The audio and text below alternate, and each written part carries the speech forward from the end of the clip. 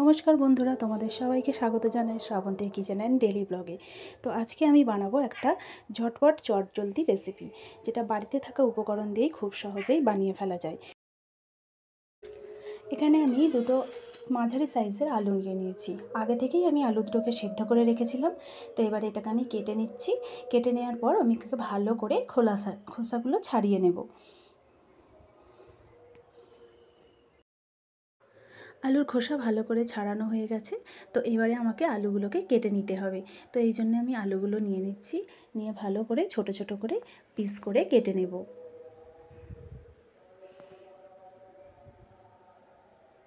যতটা পারবো চেষ্টা করব ছোট ছোট করে কেটে নেওয়ার, তাতে আমার পুর দিতে সুবিধা হবে। এবারে আমি কড়াতে দিয়ে দিচ্ছি একদম খুব সামান্য পরিমাণ তেল। তো তেল গরম হয়ে গেছে। এবারে আমি এর মধ্যে কিছু মশলা দেব। প্রথমেই দিয়ে দিলাম আমি গোটা জিরে। গোটা জিরে দেওয়ার পর দিলাম গোটা সর্ষে, আর তারপরেই দিয়ে দেব মেথি। একদম সামান্য 1 চিমটি করে দিয়ে দিলাম আন্দাজে। তো এটাকে আমি ভালো করে এবারে নাড়াচাড়া করে নিচ্ছি। ভালো করে নাড়াচাড়া করে নিয়ে এবারে আমি এর মধ্যে দিচ্ছি গোটা শুকনো লঙ্কা। শুকনো লঙ্কা ভাজা হয়ে গেছে। এবারে দিলাম আমি কাঁচা লঙ্কা। এখানে আমি দুটো কাঁচা লঙ্কা ইউজ করেছি। তো কাঁচা লঙ্কা শুকনো লঙ্কা সব দিয়ে নাড়ার পর এবারে এই ছোটো ছোটো করে কাটা আলুটা আমি এই তেলের মধ্যে দিয়ে দিলাম। দিয়ে ভালো করে এটাকে আমি নাড়াচাড়া করে নেব। ভালো করে নাড়াচাড়া করে নিচ্ছি। তো আলুটা বেশ ভাজা ভাজা হয়ে যাচ্ছে। এবারে এর মধ্যে আমি দিয়ে দিচ্ছি হলুদ গুঁড়ো। হলুদ গুঁড়ো দিয়ে দিলাম। হলুদের পর এবারে দেব আমি লঙ্কা গুঁড়ো। যে যেরকম ঝাল খায় সেই অনুযায়ী দিতে পারেন আপনারা। এবারে দিয়ে দিচ্ছি জিরে গুঁড়ো, আর তারপরেই দেব আমি ধনে গুঁড়ো। এই জিরে ধনে এগুলো আমার বাড়িতে বানানো মশলা, এগুলো কেনা মশলা না, তাতে রান্নার স্বাদ অন্যরকম হয়। তো এরপরে দিয়ে দেব আমি নুন, পরিমাণ মতো নুন দিয়ে দিলাম। দিয়ে আমি মশলাটাকে ভালো করে মিশিয়ে নেব।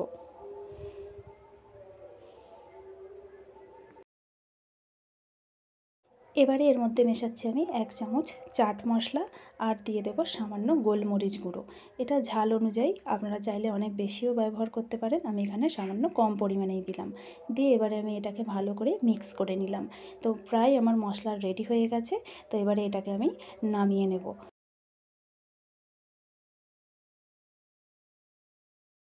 এই আলু মশলাটা আমি ঠান্ডা হওয়ার জন্য কিছুক্ষণ রেখে দেবো, তারপর এটা আমি ব্যবহার করব। এবারে নিয়ে নিলাম একটা বড় বাটি। তো এর মধ্যে দিয়ে দিচ্ছি আমি বেসন। এই চামচটার মাপে আমি মোট 5 চামচ বেসন দিচ্ছি।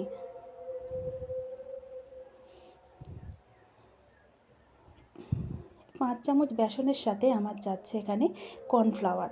কর্নফ্লাওয়ারের পরিমাণটা হচ্ছে আমার এখানে এই একই চামচের মাপে আমি দিয়ে দেবো এখানে 1.5 চামচ কর্নফ্লাওয়ার।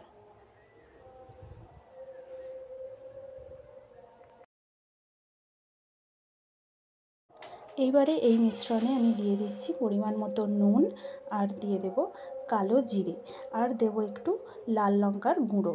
এটা আপনারা দিতেও পারেন, নাও পারেন।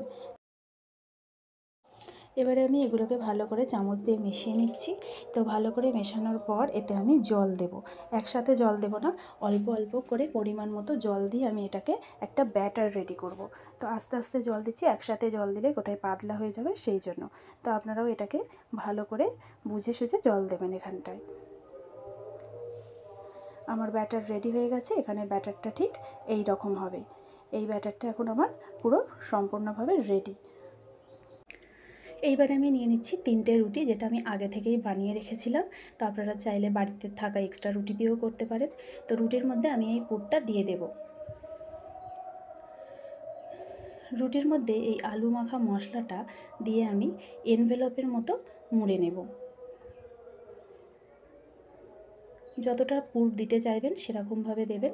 তো এখানে আমি এই পরিমাণ দিয়েছি। এখানে আমি 3টে রুটির মতোই পুরটা বানিয়েছিলাম। তো এরকমভাবে দুদিক দিয়ে সাইড দিয়ে মুড়ে নিলাম, নিয়ে আমি এটা রেখে দিলাম। এইভাবে আমি আরও বাকি দুটো করে নেব।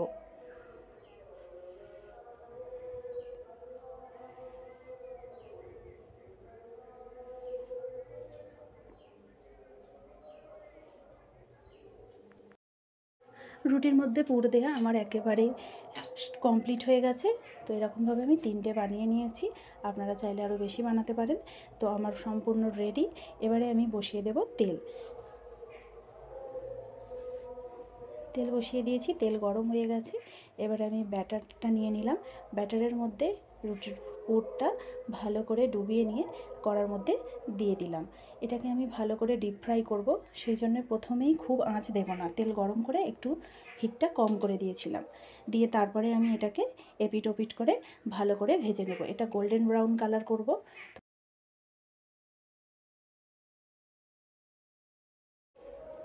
তো এটা ফ্রাই হচ্ছে, দেখতেই পাচ্ছ তোমরা। তো খুব সুন্দর করে কালার আসছে। তো এটাকে আমি এপিট ওপিট করে ভালো করে ভেজে নিচ্ছি। তো প্রায় রেডি হয়ে গেছে। এবার আমি এটাকে তুলে নেব।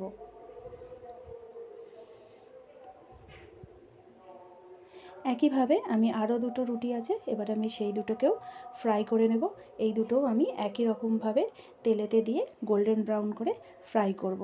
এটাকে ডিপ ফ্রাই করব, তাহলে এটা খেতে খুব খাস্তা মজমজে হবে, সেই জন্যে এরকমভাবে বানানো হচ্ছে।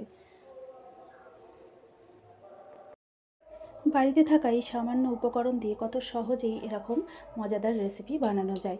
এগুলো আপনারা জলখাবারে অথবা বিকেলের খাবারেও বানাতে পারেন। বাচ্চাদের স্কুলের টিফিনের জন্য এটা একদম পারফেক্ট। তো অবশ্যই আপনারা এটা বাড়িতে বানান এবং আমাকে কমেন্ট করে জানান কেমন হয়েছে। অবশ্যই জানাবেন আর লাইক আর সাবস্ক্রাইব করে দেবেন। Thank you so much for watching.